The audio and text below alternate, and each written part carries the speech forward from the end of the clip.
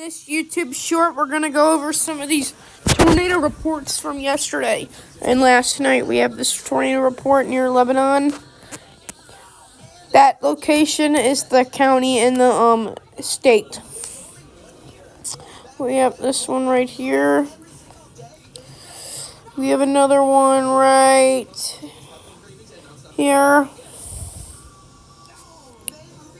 And we have another one right here. Don't be mad if I miss some, folks. We have two up here. We have another one right there. We have...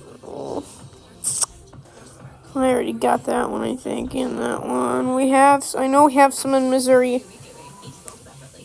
We have one right here that crossed Highway 91, it looks like. We have some more up here. Right there and right there.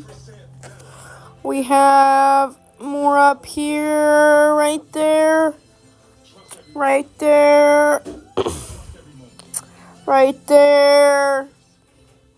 We have another one right there. We have another one right there.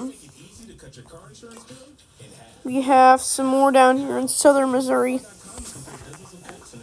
We have one right there and another one right here. We have one right here. And we have one right there.